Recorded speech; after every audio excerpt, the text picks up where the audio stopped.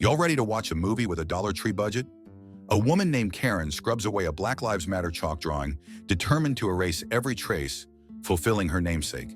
At Harvey Hill, a couple named Malik and Imani are celebrating becoming homeowners. Imani is thrilled they finally own a house, but Malik focuses more on the long commute to work. Imani reassures him, encouraging him to give it a chance, and they return to their cheerful morning together. Next door, Karen steps outside with her children, Kyle and Sarah, getting them ready for school.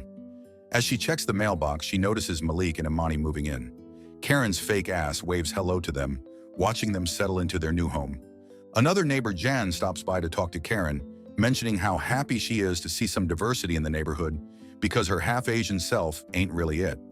After a moment of thought, Jan realizes this is the first time the neighborhood has ever had someone black. She mentions possibly asking Malik and Imani to join the HOA, then says her goodbyes and leaves. A woman named Karen being an HOA member is quite fitting. As they continue to unpack their things, Malik comments that moving to a white neighborhood named after a Confederate soldier might not have been the best idea. Imani tells Malik she plans to petition the HOA to change the neighborhood's name. She explains that change won't happen unless they take action too. Malik can't argue with her reasoning and tries to get her to join him in bed, because she's ovulating, but their moment is interrupted by the sound of drilling outside. When they look out the window, they see Karen installing cameras on the side of her house. Karen wastes no time in securing her home, because you definitely know what she's thinking about. Imani says that's odd because there's pretty much zero crime in the neighborhood when she did her research.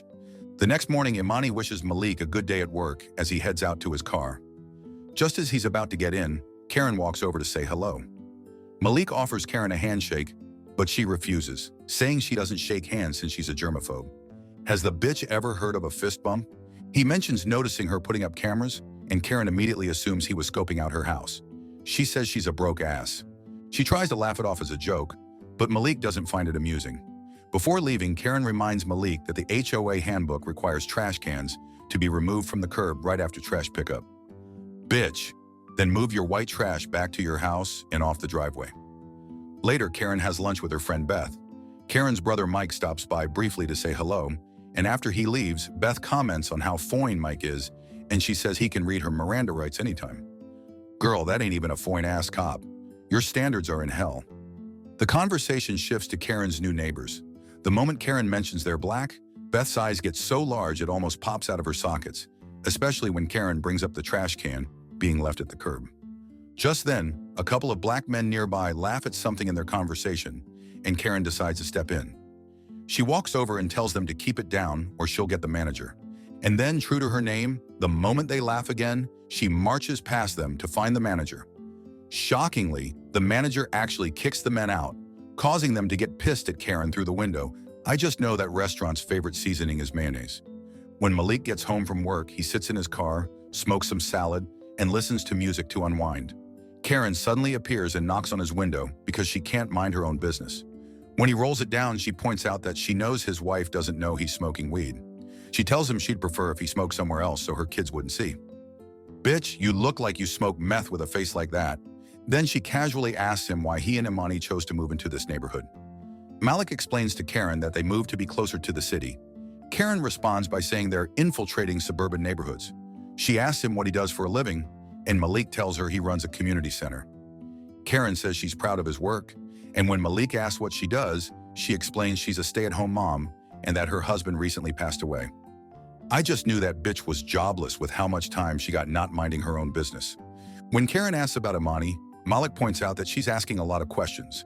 He then shares that Imani is a successful blogger. Karen says Imani is the breadwinner and probably wears the pants. Girl, and you over here wearing that fugly wig. Malik heads inside and sprays himself with cologne, making Imani notice the strong smell. She thinks that Malik is busy with greens again, but he denies it. Malik tries to ask Imani about dinner, but she tells him she's been too busy, so Malik says he'll just eat an apple instead. When he brings up Karen, Imani can't believe they have a white neighbor named Karen and laughs about it.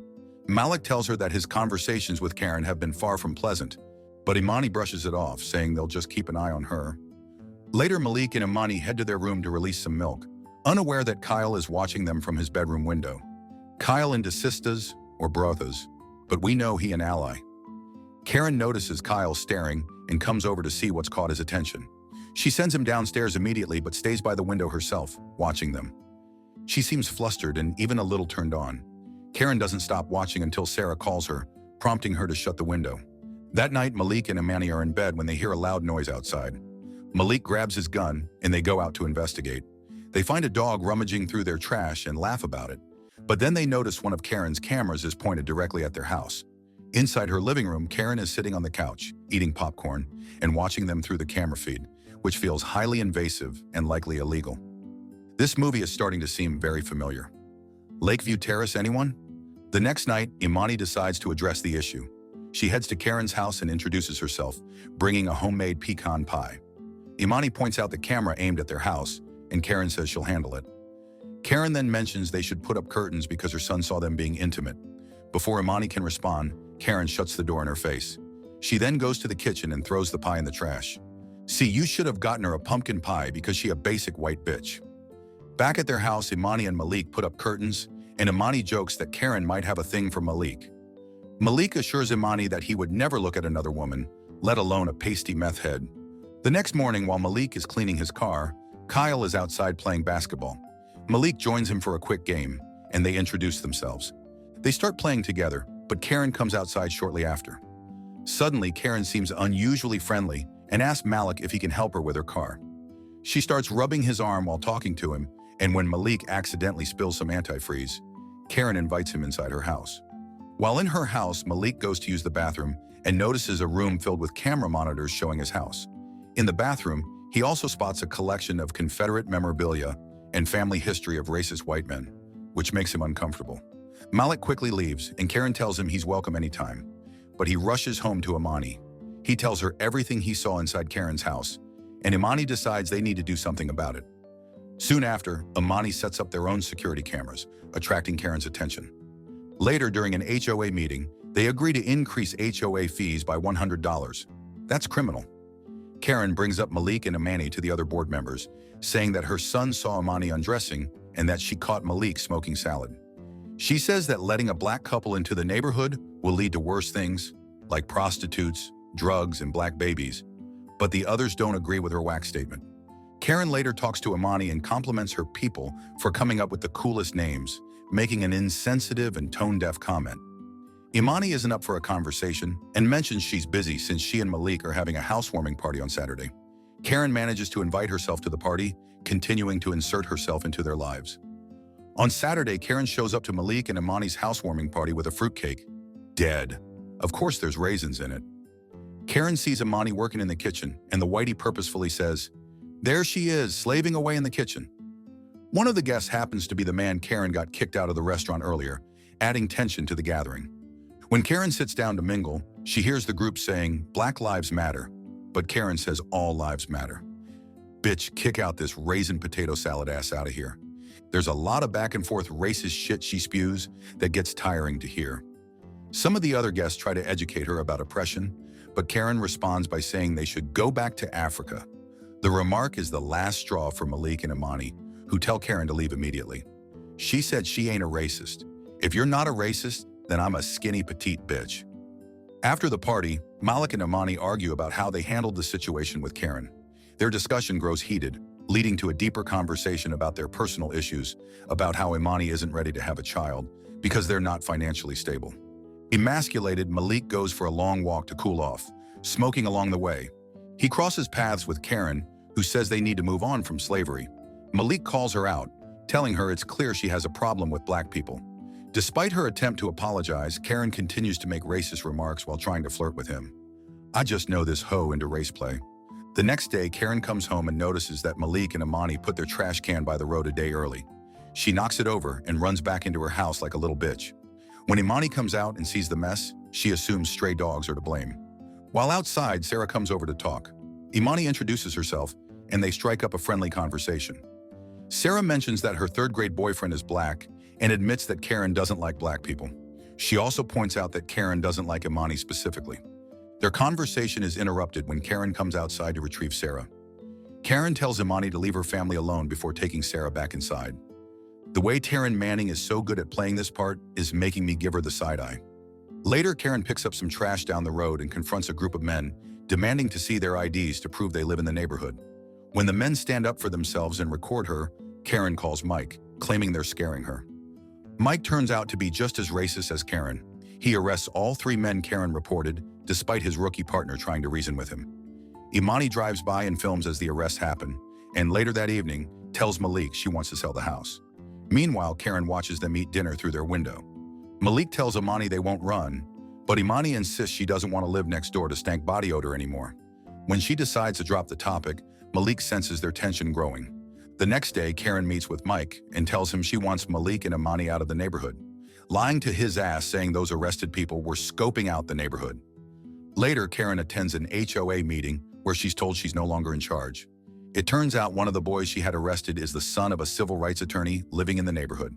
The HOA and police department are now targets of a lawsuit. She tries to get Jan to back her up, but Jan's Asian side finally has a backbone and refuses to. Furious, Karen storms out, vowing not to give up.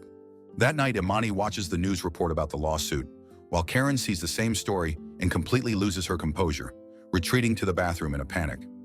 The civil rights attorney scrutinizes Officer Mike Wynn, who has several battery charges and police misconduct, frustrating the leather-faced pig. Across town, Malik meets with a friend to discuss the situation. As he heads to his car, Karen watches him and makes a call. Shortly after, Mike is waiting for Malik to leave. Claiming he received a tip that Malik has drugs, Mike plants a large bag of greens in Malik's car and arrests him. Back at the precinct, the rookie Officer Hill threatens to report him, but Mike warns him to stay silent since he belongs to a secret society of cops that protects him. Basically, the Triple K Society. The next morning, Imani bails Malik out. She starts sharing their story online to raise awareness, but her car alarm goes off. When she goes outside, she finds Karen on her car. Karen claims she wants to make amends and explains her hatred began in childhood, when her family was gentrified out the neighborhood. She tells Imani she just wants them gone. Imani refuses, making it clear they're staying. Karen leaves, but the tension escalates. The next day, Malik and Imani meet with Charles, a civil rights attorney, to hire him. Karen watches them from the parking lot and informs Mike about their meeting. Charles reveals more about Karen's past, explaining that she was fired as an elementary school teacher for making racist comments, and her prejudice intensified after her husband was killed by a black man. After learning that Imani sent him the video of Karen's actions, Charles agrees to take their case. That night, there's a loud knock at Malik and Imani's door. Mike arrives with a search warrant, claiming to look for weapons. When he finds Malik's gun, he arrests him again. Imani calls Charles for help, who calls the police department to find out that Malik was never officially booked in. Meanwhile, Karen shuts off the power to Imani's house and breaks in with a gun. Imani defends herself, slashing Karen with a sword before running upstairs. Karen fires a shot but misses. Mike hears about shots fired at the house and rushes there. Karen searches for Imani, but Imani ambushes her, hitting her in the head and wrestling her to the ground. Karen regains control of her gun just as Mike arrives. Instead of stopping Karen, Mike devises a plan to pin everything on Imani. Karen shoots Imani, but Imani survives. The fine-ass Officer Hill arrives, demanding Karen drop her weapon. When he refuses to back down, Mike shoots him, but Hill fires back, shooting Mike's hollow head. Karen turns her gun on Hill, but before she can shoot, Imani grabs Mike's gun and kills Karen. This why you don't mess with us. Also, the actor playing Officer Hill was the only good thing from the movie It Ends With Us. In the aftermath, Charles, Malik, and Imani address the nation, confirming they're moving forward with the lawsuit. Imani becomes president of the HOA, the neighborhood changes its name, and Imani and Malik prepare for a new chapter as Imani learns she's pregnant. What did y'all think of this one? I noticed it was downvoted to oblivion on IMDb with a very poor score. However, this is one of the better movies I've seen, especially comparing it to Tubi films. I will note that it was quite similar to Lakeview Terrace. Subscribe to watch more videos like this. Turn on notifications. And leave a like, it really helps the channel out. Thank you for watching.